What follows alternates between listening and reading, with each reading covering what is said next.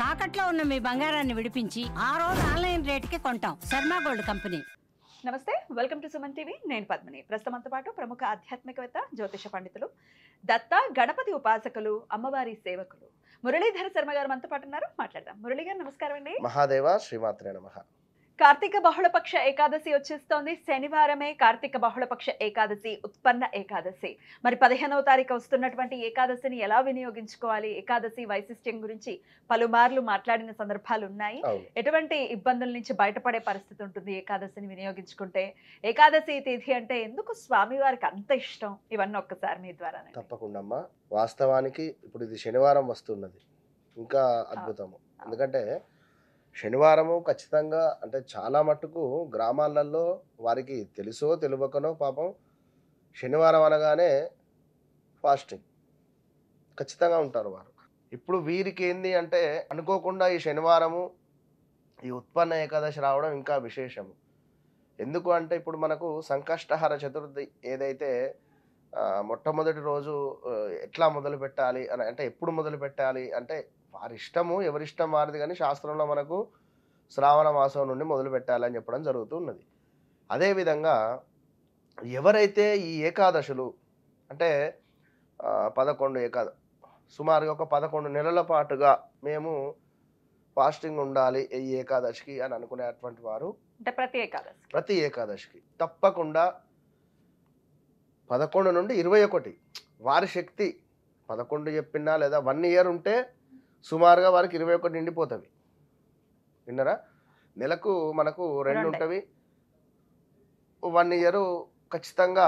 ఈ 1 ఇయర్లో వీరు ఎప్పుడు చూడని ఏం జరుగుతుందంటే ముందు ఏదైనా ఒక పూజ చేస్తూ ఉన్నాం, ఆ పూజకు సంబంధించినటువంటి ప్రతిఫలం మనకు దక్కాలి అంటే మనం అంతటి పుణ్యాన్ని చేసుకొని ఉండాలి.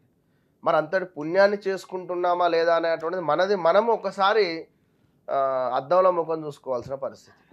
ఎందుకు అంటే ఇక్కడివి ఇక్కడ విషయాలు నిమిషం గ్యాప్ లేకుండా అక్క ఇట్లా, చెల్లె అట్లా, తమ్ముడు ఇట్లా, ఇది ఇట్లా జరిగింది, అది అట్లా జరిగింది అని వీని మీద వాని మీద వీనికి ఇట్లా ఎక్కించి చెప్పడాలు.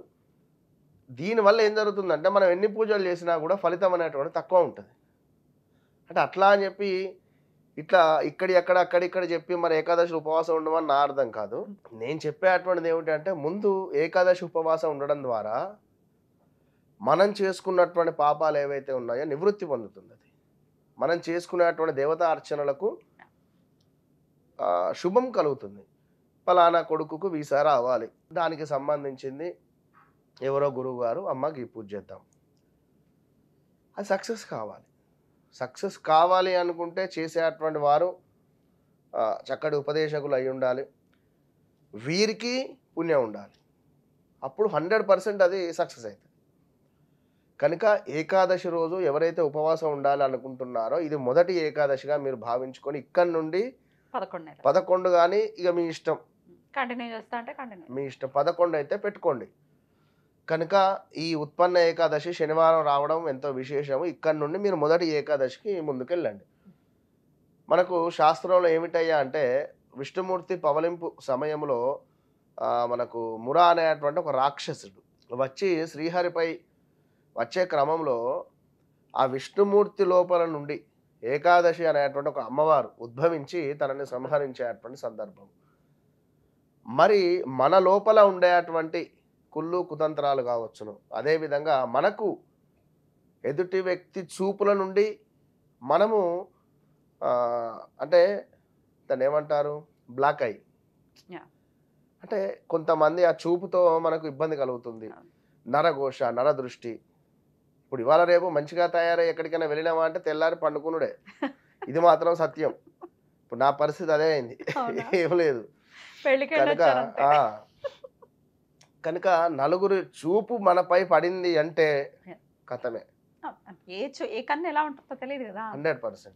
కనుక ఇట్లాంటి ఏకాదశులను మనము మొదలు పెట్టేటువంటి క్రమంలో మనకేం జరుగుతుందంటే ఇంట్లో ఒక దీపారాధన చేసినా దాని నుండి వచ్చేటువంటి ఫలితం వేరే ఉంటుంది, ఆ ఫీల్ వేరే ఉంటుంది.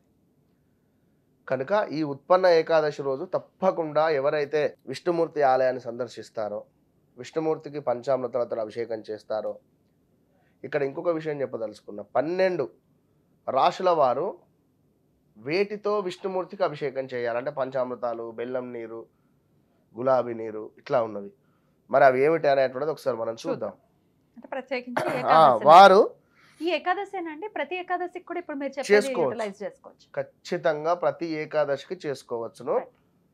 ఒక్కటే ప్రశాంతంగా ఉండండి, ఆహ్లాదంగా ఉండండి, నవ్వుతూ ఉండండి, సరిపోతుంది అంతే. ఏదో చేశాను అని చెప్పి అని అనాల్సిన అవసరం లేదు. కనుక హ్యాపీ. ఇప్పుడు పిల్లలు బూస్టర్ తాగుతారు, బలం వచ్చిందంటారు. అట్లా నేను ఇది చేశాను అని చెప్పి శాపనార్థాలు పెట్టడము అలాంటివి చేయకూడదు. కనుక ఏది జరిగినా బీ పేషెన్సీ, ఓపికగా ఉంటేనే. ఎన్ని రోజులు ఓపిక అంటే ఒక 10 నెలలు ఉండండి. నా మాట విని 10 నెలలు ఎవరైతే ఓపికగా ఉంటారో తప్పకుండా వారికి అద్భుతమైనటువంటి రిజల్ట్ వస్తుంది. మేషరాశి వారు ముందుగా ఈ రోజు నాడు మనకు సత్యనారాయణ విగ్రహానికి చేసుకున్నా సరిపోతుంది. గుడికి వెళ్ళైనా చేయించుకోవచ్చు. గుళ్ళో అంటే ఇప్పుడు ఈశ్వరుడు అంటే అభిషేక ప్రియుడు, మన విష్ణుమూర్తికి అలంకార ప్రియుడు. కనుక నో అభిషేకానికి ఛాన్స్ ఉండదు. ఎక్కడైనా ఉంటే ఉత్సవ విగ్రహానికి ఇట్లా అభిషేకం చేస్తామంటే చెప్పలేము. ఇక్కడ ఆంజనేయ స్వామి కావచ్చును, శ్రీరాముల వారు కావచ్చును, లక్ష్మీనరసింహస్వామి కావచ్చును, వెంకటేశ్వర స్వామి కావచ్చును, విష్ణు అవతారంలో ఎవరినైనా మీరు పూజించుకోండి. కృష్ణుల వారి విగ్రహం ఉన్నా కూడా ఇంకా సూపర్, ఎక్సలెంట్. అభిషేకం చేయండి, ఇంట్లోనే చేసుకోండి, ఎక్కడికి వద్దు. బెల్లం కలిపినటువంటి నీటితో మేషరాశి వారు ఏకాదశి రోజు నాడు ఎప్పుడైనా కూడా అభిషేకం చేసుకోండి, మంచి ఫలితం ఉంటుంది. అదేవిధంగా వృషభ రాశి వారు తప్పకుండా విష్ణుమూర్తికి పంచామృతాలతో అభిషేకం చేసుకోవడం ద్వారా అద్భుతమైనటువంటి ఫలితాలు కలుగుతాయి. మిథున రాశి వారు తప్పకుండా కూడా తమలపాకులను నీటిలో కలిపి, అంటే కొన్ని నీరు తీసుకొని అందులో కొంత తమలపాకులను వేసి కాసేపు ఉంచిన తర్వాత ఆ నీటితో అభిషేకం చేయాలి. కర్కాటక రాశి వారు ఆవు పాలతో, అంటే పచ్చి ఆవు పాలతో విష్ణుమూర్తికి అభిషేకం. సింహరాశి వారు విష్ణుమూర్తికి తేనెతో అభిషేకం. కన్యా రాశి వారు విష్ణుమూర్తికి చెరకు రసముతో అభిషేకం. తులారాశి వారు ప్యూర్ ఆవు నెయ్యితో, శుద్ధ నెయ్యితో అభిషేకం. వృశ్చిక రాశి వారు ఎరుపు రంగులో ఉండేటువంటి rose water, rose petals like rose, మనకు మందార పూలు ఒక టబ్బులో నానబెట్టినటువంటి నీటితో అభిషేకం. ధనస్సు రాశి వారు తప్పకుండా కూడా కుంకుమ పువ్వుతో పాలు, అంటే పాలల్లో కుంకుమ పువ్వును వేసి అభిషేకం చేయాలి.